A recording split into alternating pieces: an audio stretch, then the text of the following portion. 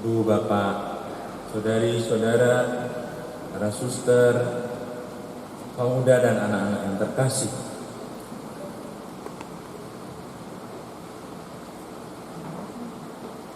Saya mendengar satu lagu yang menjadi sering terdengar sejak dari akhir tahun yang lalu. Anehnya lagu itu dinyanyikan juga oleh seorang anak kecil pada waktu malam tahun baru secara spontan waktu kami karaokean. Lalu anak itu tiba-tiba minta menyanyi lagu itu. Yang saya anggap anak ini kok berani, bukan hanya suaranya yang masih asli begitu, yang khas suara anak-anak, tapi juga lagu yang dipilih itu menurut saya lagu yang tidak cocok karena langsung berpikir ini seharusnya lagu orang tua, bukan lagu anak-anak.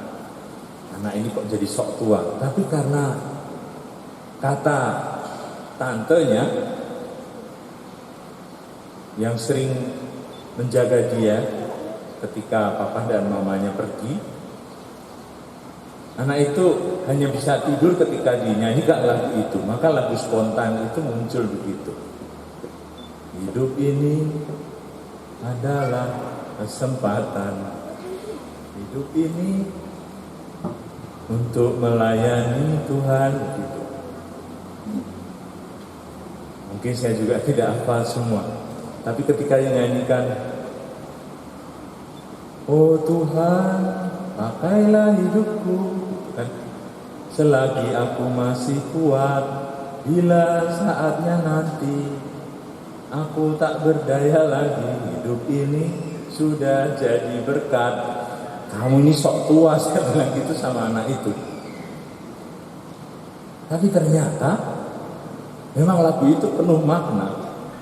Kalau tidak percaya, ternyata ada yang membuat seorang dari calon prodiakon tidak bisa tidur. Gara-gara diminta oleh pastor tidak mau, menolak atau ragu-ragu sampai mendengar lagu ini dan akhirnya menelpon pastor, saya sanggup pastor. Tidak tahu siapa ya, tapi saya dapat bocoran. Rupanya Tuhan bicara kepada kita dengan cara yang sangat unik. Tuhan bicara dan memanggil kita dengan cara yang sangat pribadi, bahkan dengan lagu yang kelihatannya sepele. Hidup kalau tidak diberikan sebagai wujud pengungkapan cara kita mengasihi sebagai orang Kristen, apalah artinya?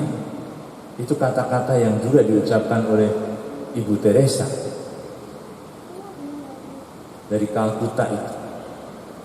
Justru digarisbawahi kemudian oleh Paus Yohanes Paulus II dalam ensiklik Redemptoris Missio itu. Iman kita mati kalau tidak diberikan, dibagikan kepada orang lain. Dalam wujud apa? Dalam wujud pelayanan, dalam wujud pemberian diri, kesediaan seperti yang dinyatakan pada hari ini oleh Bapak Ibu, saudara-saudari kita yang dengan berani menanggapi pilihan umat dengan persetujuan pastor untuk menjadi para pembawa sakramen Maha Kudus, menjadi prodiakon. Tentu panggilan menjadi prodiakon ini tidak langsung membuat kita menjadi suci, tetapi kita semua percaya pelantikan yang nanti akan kita lakukan memberikan rahmat yang perlu kepada saudara-saudari kita ini supaya sanggup melaksanakan tugasnya. Ada yang betul-betul merasakan rahmat itu, seperti kuasa begitu. Bahkan prodiakon yang merasa lebih berkuasa dari pastor juga ada. Kadang-kadang lebih berwibawa. Sampai ada pastor yang bercerita ketika pulang cuti ke rumahnya, maka dia membuat perayaan Ekaristi di rumah, lalu memberikan komuni kepada ibunya yang sudah tua. Biasanya ibu itu dilayani oleh adiknya, adik pastor itu, yang seorang prodiakon. Lalu sesudah perayaan Ekaristi itu apa kata ibu itu? Nak, ibu senang karena ada perayaan Ekaristi di rumah. Tapi kok kayaknya lebih mantap adikmu. Gitu. Artinya adiknya prodiakon lebih mantap kalau memberikan komuni. Padahal tidak pakai perayaan, tidak pakai misa. Ada prodiakon yang datang membawa komuni kepada lansia, orang-orang yang lanjut usia di rumah, tidak apalagi sejak masa pandemi ini tidak bisa ke gereja, dengan sungguh-sungguh bangga karena panggilannya sebagai prodiakon, selalu membaca bacaan Injil yang hari Minggu itu dibacakan, diberi khotbah juga. Sebenarnya khotbah kata homili itu hanya untuk pastor. Kalau prodiakon atau awam memberi renungan, tapi renungannya begitu mantap seperti khotbah pastor. Maka ibu itu pantas mengatakan adiknya lebih seperti lebih berkuasa daripada kakaknya yang pastor. Betul, ada prodiakon yang betul-betul galak, lebih galak daripada pastor yang kadang-kadang membagi komuni begitu saja. Tubuh Kristus, tubuh Kristus, tubuh Kristus. Ada prodiakon yang tidak mau lepaskan hostinya kalau belum dijawab. Bukan dijawab terima kasih, tapi dijawab amin. Kadang-kadang umat yang malah takut karena apa? Dipelototi dulu oleh prodiakon itu lama. Tubuh Kristus. Kita ditugaskan untuk mengajar umat, tentu saja. Mengajar orang untuk tahu apa yang sedang kita terima. Justru itulah yang menjadi penghayatan Anda sekalian yang terpilih menjadi prodiakon. Bukan sembarangan memang.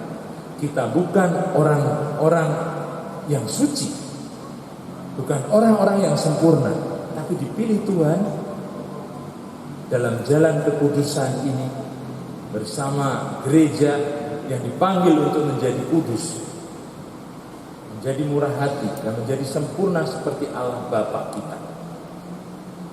Sebagai wujud dari baptisan yang kita terima, inilah Bapak Ibu, saudara-saudari, khususnya para calon prodiakon yang berbahagia. Hari ini genaplah nas ini sewaktu kalian mendengarnya, seperti kata Yesus dalam khotbahnya itu. Justru ketika Yesus membacakan teks dari Nabi Yesaya, Roh Tuhan ada padaku dan Ia mengurapi aku, mengutus aku untuk mewartakan kabar keselamatan. Tahun rahmat Tuhan sudah datang. Barangkali Bapak Ibu prodiakon, periode ini yang kalian dengan komitmen bersedia untuk melaksanakannya sebagai prodiakon akan menjadi tahun rahmat Tuhan. Tahun rahmat Tuhan yang berarti apa?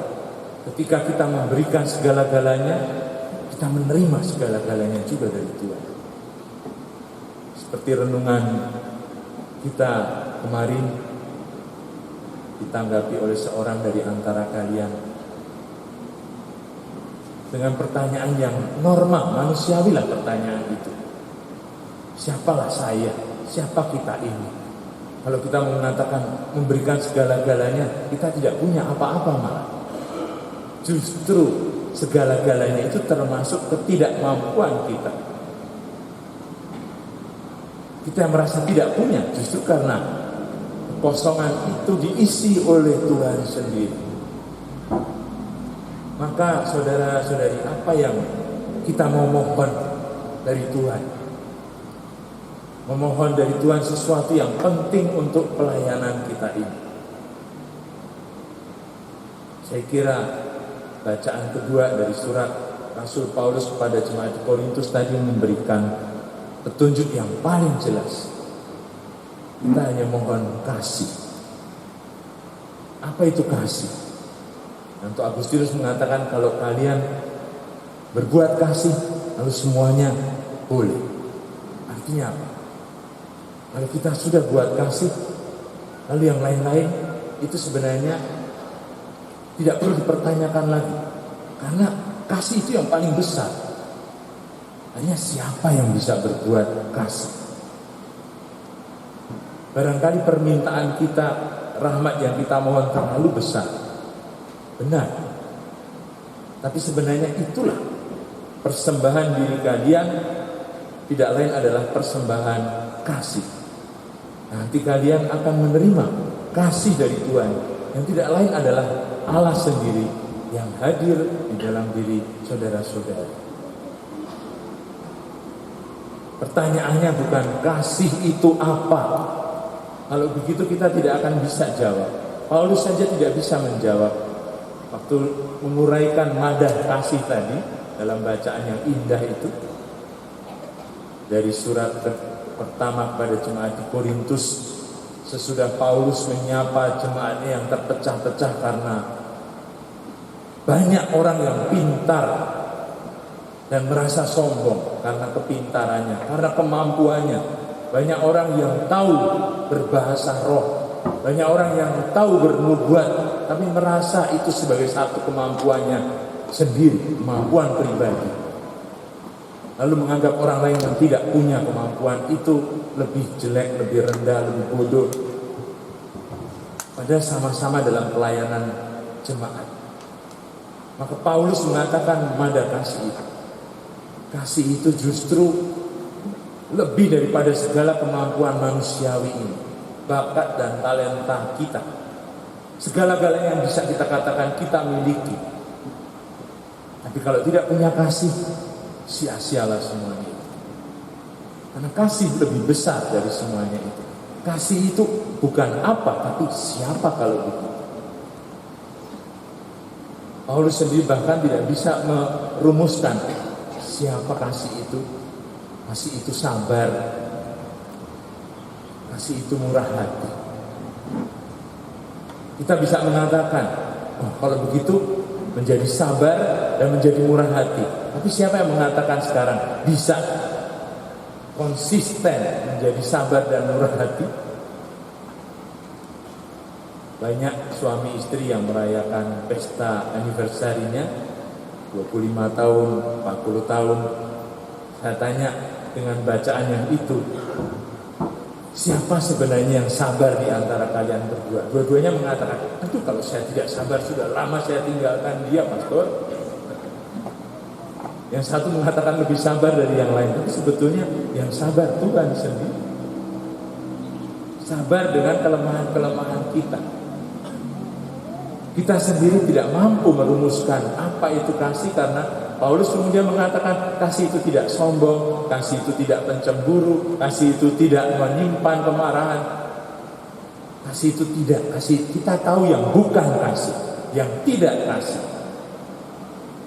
Kita bisa menyebut daftar yang negatif, tapi ketika menyebut kasih itu apa? Hanya dua tadi, sabar dan murah hati.